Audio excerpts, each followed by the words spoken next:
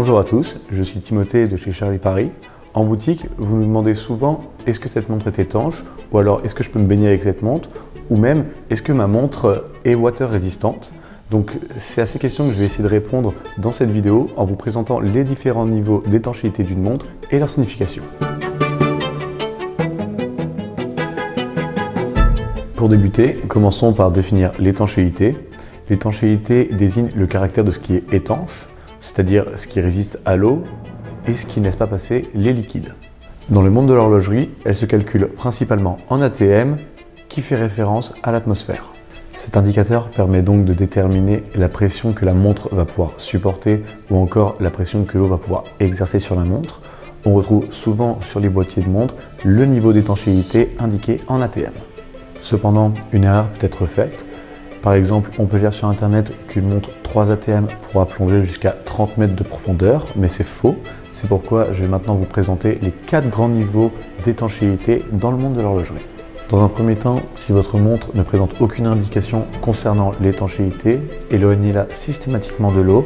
Cela veut dire qu'elle n'est absolument pas étanche. Si cependant vous avez un doute à ce sujet-là, je vous invite à contacter la marque de votre montre pour avoir plus d'informations.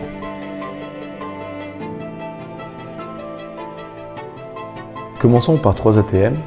Donc ce niveau d'étanchéité signifie que votre montre pourra résister à quelques éclaboussures comme un lavage de main ou encore la pluie. On peut alors parler de splash proof, cependant elle n'est pas encore waterproof. Nous vous conseillons donc de la retirer pour une douche ou encore une simple baignade afin de ne pas l'endommager. Par exemple, notre gamme de montres initiale est une montre 3 ATM.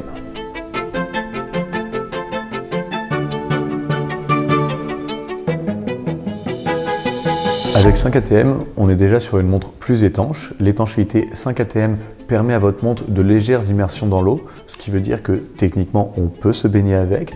On peut alors parler d'une montre waterproof. Cependant, si vous prévoyez une baignade, assurez-vous que cette dernière soit calme afin de ne pas prendre le risque d'endommager votre montre. Par exemple, chez Charlie, notre chronographe Horizon est une montre qui possède une étanchéité de 5 atmosphères.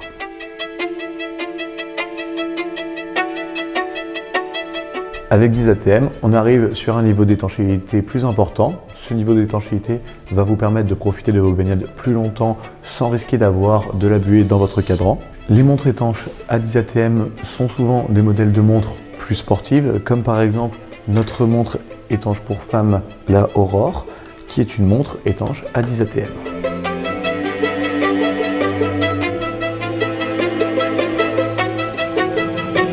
Si les montres étanches à 10 ATM vous permettent de vous baigner sans crainte, les montres étanches à 30 ATM sont à un différent niveau car ce sont souvent des montres réservées à des professionnels faisant de la plongée sous-marine. C'est le cas de notre montre Concordia, une véritable montre de plongée possédant aussi une couronne vissée, réduisant donc le moindre risque de pénétration d'eau dans la montre. Maintenant, je tenais aussi à vous mettre en garde, il est fortement déconseillé de prendre une douche en portant sa montre, même si cette dernière présente un niveau d'étanchéité à plusieurs ATM.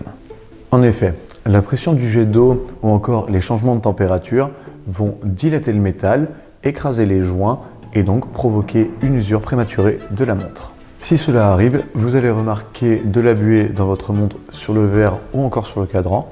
Pour régler ce problème, je vous invite à aller chez un horloger. Vous pouvez aussi, en attendant, tirer la couronne, placer votre montre sur le dos.